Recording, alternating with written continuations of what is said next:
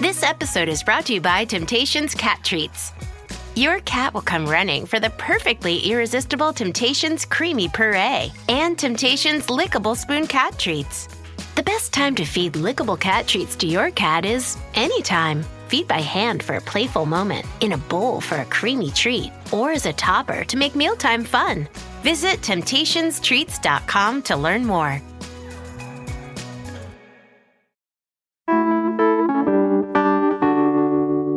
Aside from things like craft beer and, maybe naked bike rides, Portland is widely known as a coffee town. But did you know that we've actually had coffee merchants here since the 1850s? I mean, roasted beans were literally sold out of horse-drawn wagons back in the year 1900. Of course, all this set the stage for our late 90s coffee boom when specialty roasters like Stumptown took over. But now that we have hundreds of coffee shops in this town to choose from, which ones are the best? Well, today on CityCast Portland, I'm talking with our host, Claudia Meza, and senior producer, Giulia Fiaoni, alongside picks from our audience about the city's ultimate coffee shops. It's Tuesday, April 8th. I'm executive producer John Notarianni, and this is what Portland's talking about. Okay, well, before we get into this coffee talk, we wanted to remind everyone that 503 Day is coming up, the totally real holiday for Portlanders to celebrate Portland. And in honor of this most special day, we are throwing a massive block party. And if you're a fan of the show, you're going to love everything about this block party because here's the deal. It's free. Just like we are. It's going to be in the Ankeny Alley in downtown Portland and also spill over to Southwest 3rd.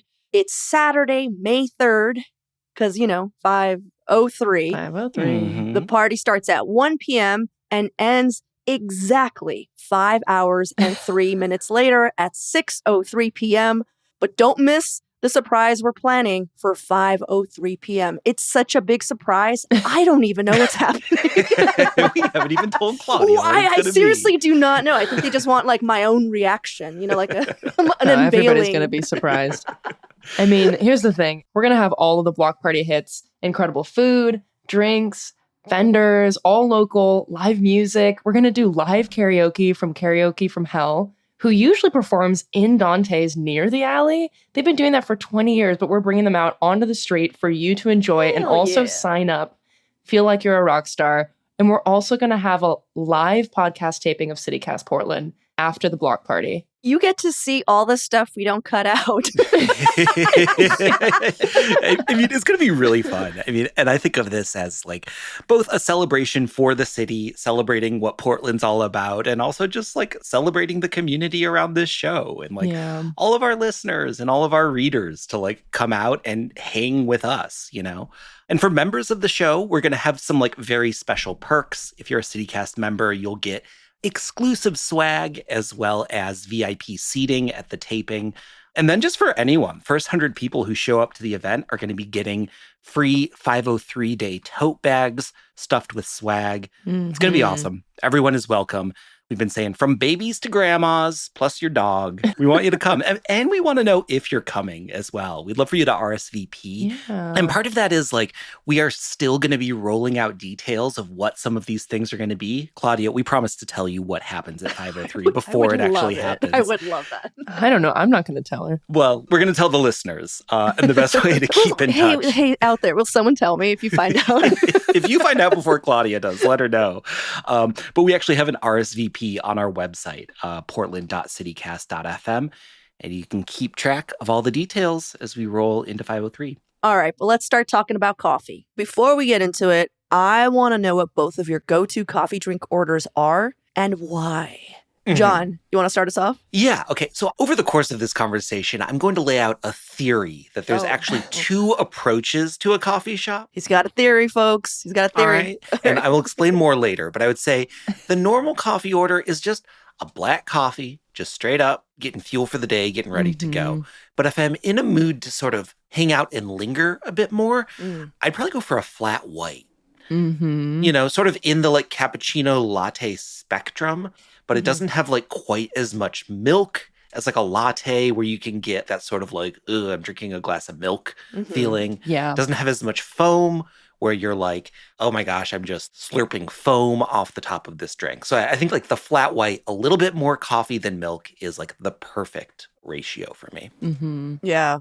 I don't think I've ever had a flat white, to be honest, because it's not a thing that a lot of coffee shops do. Or like I'll see their flat white, and I'm like, that's just a latte, baby. Like that's not, you know what I mean? More I'm coffee, like, less milk. That's the whole shtick. Yeah. I Yeah. was like, that's just a little latte. I don't know. What about you, Julia? So, some little bit of context here. I used to be a barista for a hot minute. Oh. And there are certain things I don't order because I know how annoying they are to make, or just like how you have to remind yourself how to do it. I'm sorry, John. One of those things is a flat white, which is silly, but true. At least in my very amateur barista brain, I only did it for a little bit. But my go-to order is an oat milk latte with honey. I just really like the frothiness of oat milk.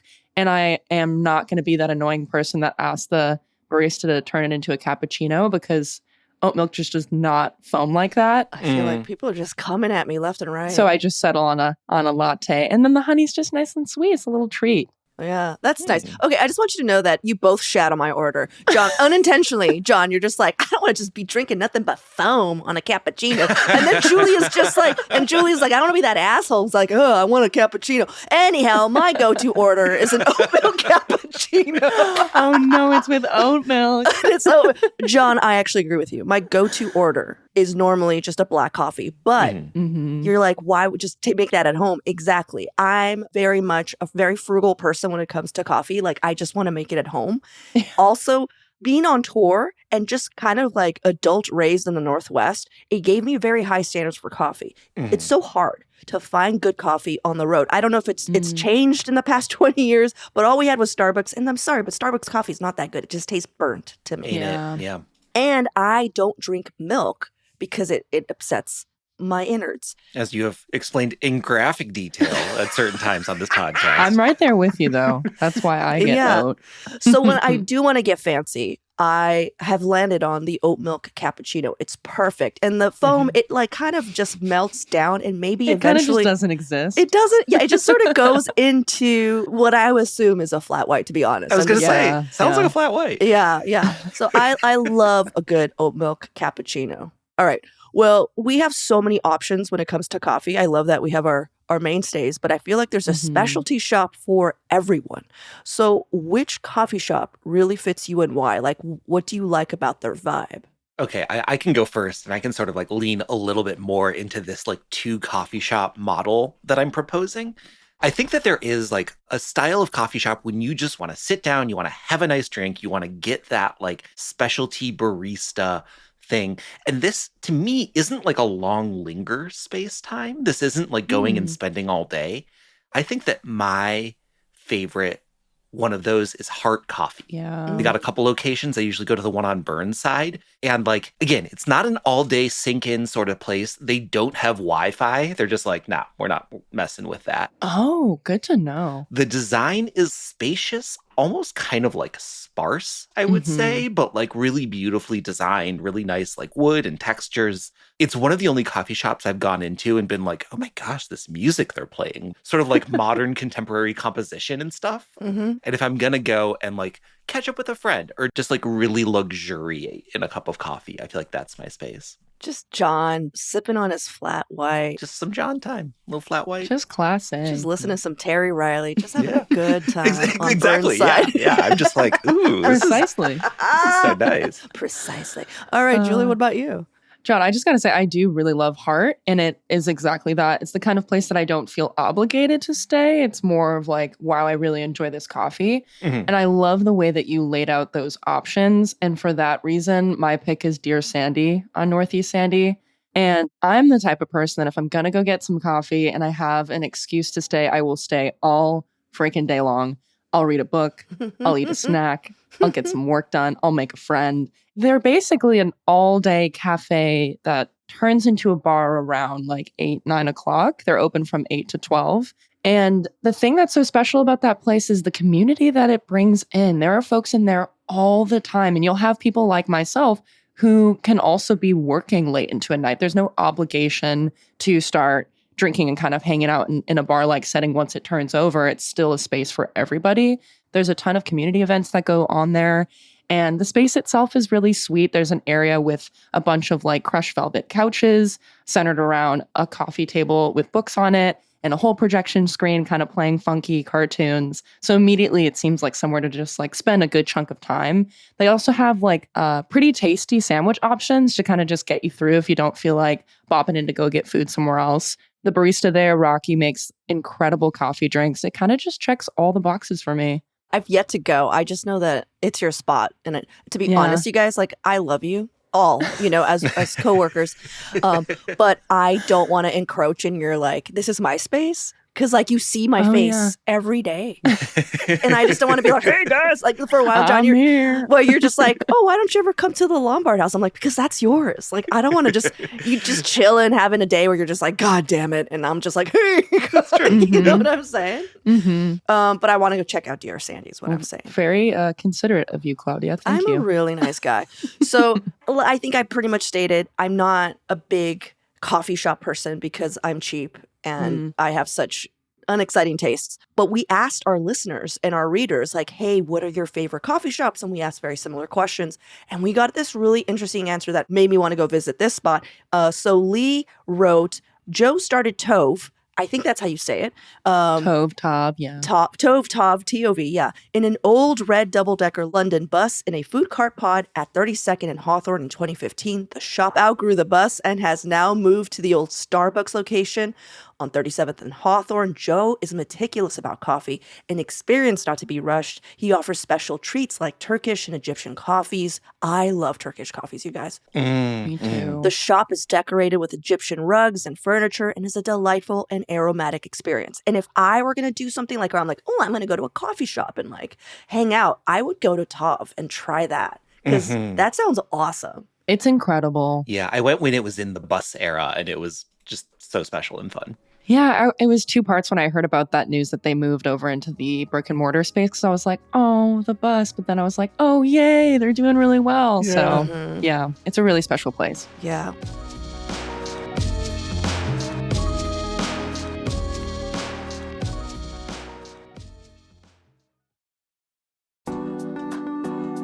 Have you ever walked into a museum and thought to yourself, this place would be way cooler if everything was made of millions of Legos?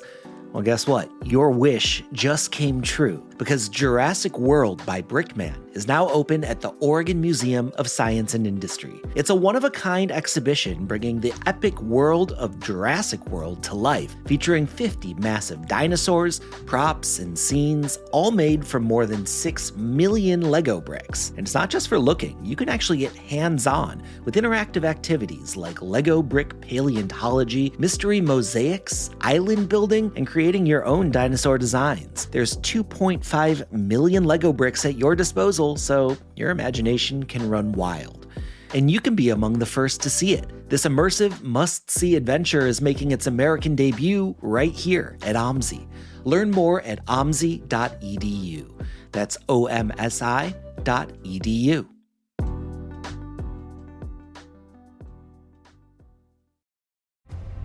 Get ready for Netflix's gripping new medical drama, Pulse. Set in a cutting-edge Miami trauma center, third-year resident Dr. Danny Sims is unexpectedly thrust into a promotion when beloved chief resident Dr. Xander Phillips gets suspended. Then, with the emotional and physical stakes at their highest, a storm will push the hospital and its residents to their limits. Witness how life can change in a heartbeat when you're operating under pressure. Watch Pulse, only on Netflix. How about spots that have really good food? Because I know there are places that people go just to eat the coffee shop food, which is rare because usually it's just like, oh, there's a stale bagel behind this plexiglass. So like, what are your favorites and what do you order? Okay, so I'm of two minds on this. I think like the hands down winner in this category is going to be Proud Mary. on Alberta. Oh, for sure. Part of an Australian chain, correct? The claim to fame I think of this cafe is this is the place that sold the $150 cup of coffee a couple years ago. You remember this? Yeah. They had this like crazy rare, it's called Black Jaguar Geisha coffee. It like won some like international award. They were selling it for $150 a cup. And their food is just like outrageously like delicious and beautiful. The thing that caught my eye was the wild mushroom poached egg with cannellini bean whip, charred radicchio, shallot petals. And like, that's not even the full description. I mean, just like gorgeous, delicious, wonderful food. But I will wager that there is a place where you go only for the food, and that is called a restaurant. Yeah. And this is not what I need from my coffee shop. I need like one very solid food item on the menu with the coffee, which is the star of the show. And for that, I go for Great North in St. John's, which I think has my platonic breakfast sandwich. Claudia, during the pandemic, I actually took the effort to try every breakfast sandwich in St. John's. I like went to every single place they had a breakfast sandwich to try and find the best one. And the one at the Great North was my favorite of all. It's like a sort of ham and egg with cheese, and they make a house-made chimichurri on it. It is so good. What kind of bread? It's a Dos Hermanos roll. Oh, of course it is. Yeah, it's a Dos Hermanos English muffin. It is so good. Yeah. Amazing. I got to double up for Great North. They have a parfait that I like, again, feel really weird buying because it's like $7 for yogurt. But it's so good because they make their own like peanut butter sauce that's delicious, and they make their own compote. It's so good. And they have like 4 things on their food menu. You know, they are not trying to be a restaurant. They just have a couple items that are really nice. Yeah. Yeah. What about you, Julia? For me, I gotta say Portland Cafe. It's on Southeast Holgate, and they also have a location on Northeast MLK. And it's just a coffee shop that serves up some really banging bombies. And the coolest thing about it is that they're super duper affordable. You'll never spend more than $10 on a banh mi. They have so many different options. It's a pretty tight menu as well. So you go in, it's not a hard thing to pick something off the wall, get a really tasty Vietnamese coffee, and be on your way. They're open starting at 7 a.m., which I really felt like was the marker of a true coffee shop type place. They only stay open until 4.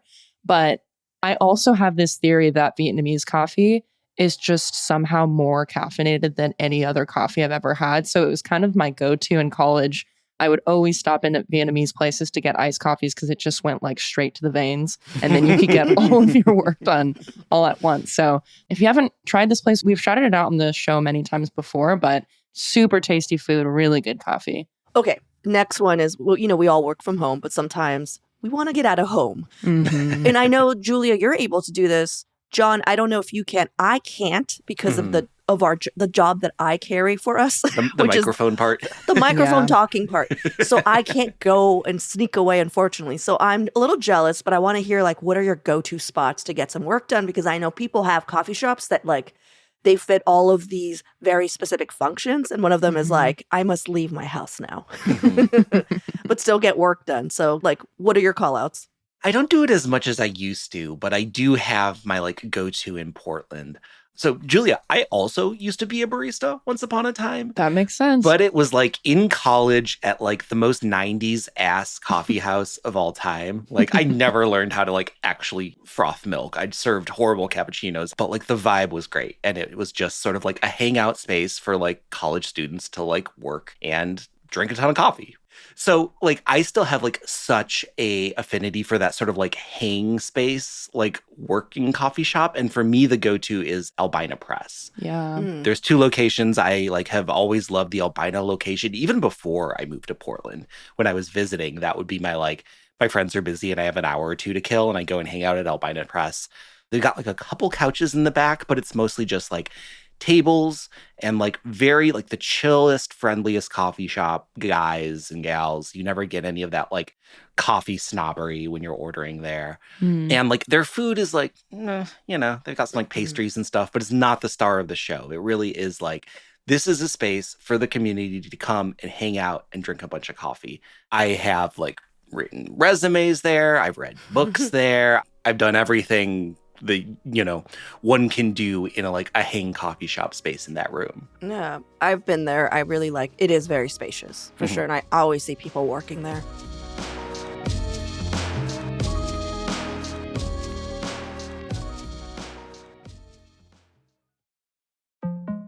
TaxAct knows small business owners can sometimes use a little help with their taxes. That's why TaxAct has Expert Assist, a team of live tax experts ready to answer any questions you may have. Think of them as your own personal sidekick.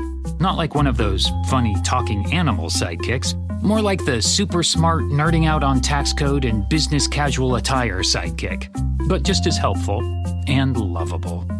TaxAct. Let's get them over with. This episode is brought to you by Shopify. Do you have a point of sale system you can trust, or is it a real POS? You need Shopify for retail. From accepting payments to managing inventory, Shopify POS has everything you need to sell in person. Go to shopify.com/system, all lowercase, to take your retail business to the next level today. That's shopify.com/system.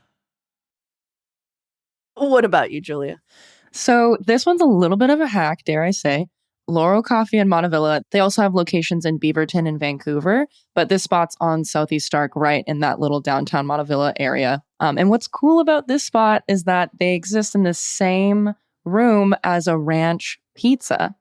So yeah, it's great. So Laurel's open from 7:30 a.m. to 2:30 p.m. And that's usually not enough time for me to get all of my work done, right? But the space doesn't close. So you can still hang out in these cozy little booths. Everything's kind of like a little pink pastel or orange pastel, kind of a trendy environment, not super rowdy. So it's easy to focus. They have enough outlets. The coffee's great. They have this like amazing miso butterscotch latte, which I was doubtful that I would like, but it was like perfectly sweet and also salty. Mm-hmm. And then when like lunchtime comes around, or even if you're there till dinner, Ranch is open till 9 p.m. So you can order a couple of slices of half pie and just literally hang out there all day. I think I have like a theme of like gravitating towards places that I don't feel like I need to leave at any sort of time. But yeah, another shout out, and this is kind of like an unexpected pick because it has the opposite effect where it's a pretty rowdy environment, but sometimes I really benefit from like overstimulating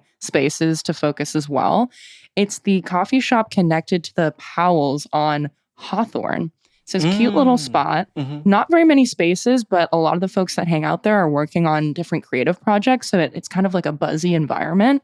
They're open until 7. And if you ever need to step away and kind of walk through the books to get inspiration and like take a break, that's always an option. But yeah, if you're at all curious about it, definitely check it out because it's somewhere that I didn't think I would enjoy so much as I do now.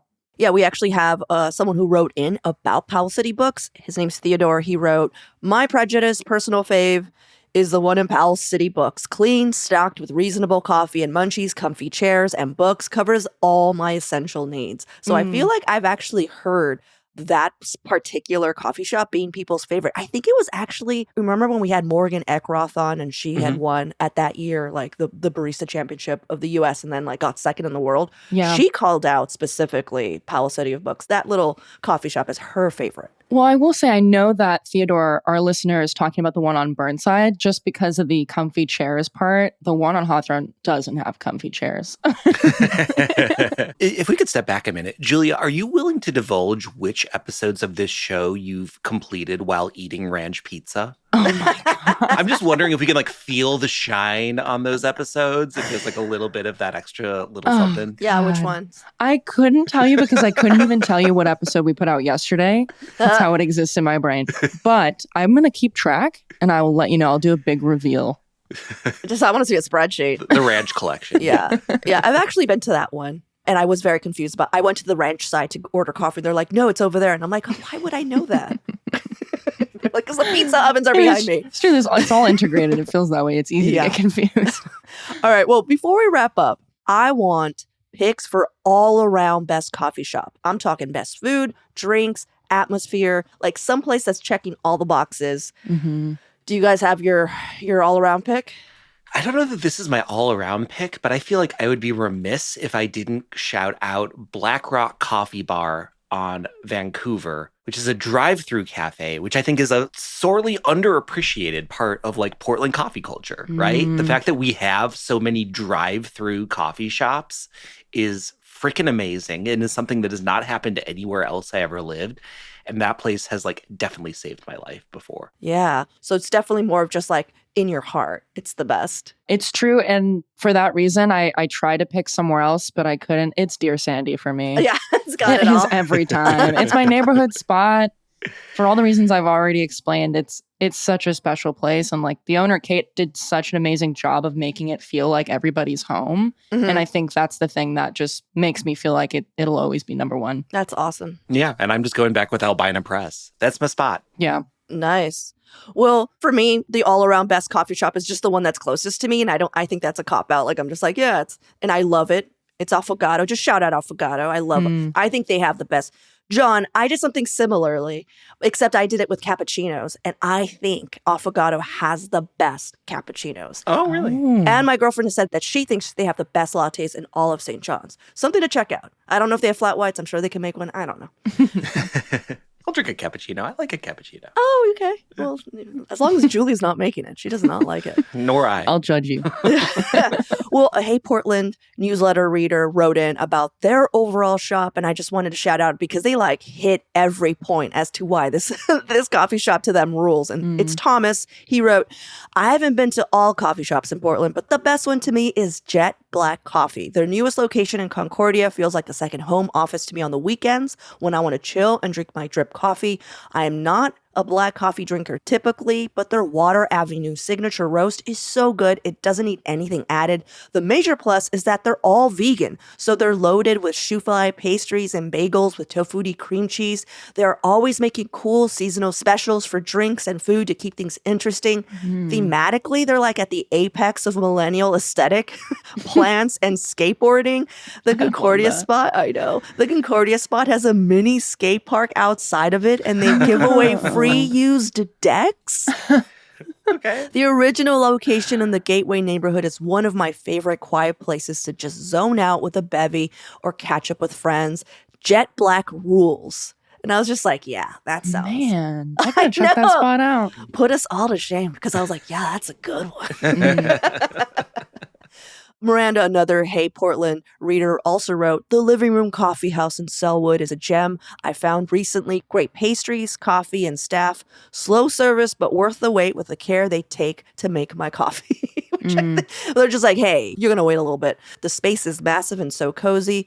Really is a book reader's or group meeting dream. This was something that our newsletter editor asked readers, and there were some good ones. Yeah. John, did you want to read them? Or? Yeah, I'll take this bunch of them. Yeah. Keeper Coffee in Woodstock, which, if I remember correctly, I believe that was Morgan Eckroth, Champion Barista's home cafe. Yeah. Yes, So I it still was. have not made it down there. Again, like the coffee shop that is the greatest is the one that's closest to you. And I am rarely in Woodstock at a coffee drinking hour. No, I heard they have really great pastries too. So something to Ooh. motivate you. Another call for Great North in St. John's, which we already talked about. Dragonfly Coffee House on Northwest Thurman. It's a great place to work too. Yeah, Oh. yeah. Mm-hmm. Rose City Coffee in Brooklyn. Fetch in Selwood. And Fuller Coffee Shop. Oh, yeah. Yeah, Fuller's Coffee Shop, I think, is more like a restaurant. It feels more like a diner, but It's a diner. I can see people going in just for a cup of coffee. Mm-hmm. Yeah, well, thank you so much, you guys, for hanging out, giving me some of your favorite coffee spots. You've inspired me a little bit. Like now I'm like, maybe I will spend $6 on a coffee. Sorry, Yeah. I can't do it. I couldn't even say it with a straight face. But thank you, everyone, for listening. I hope that you check out one of these places. And if you have a favorite coffee shop we didn't shout out, hit us up at portland@citycast.fm. Would love to hear your rec. Thank you, guys. Yeah, thanks.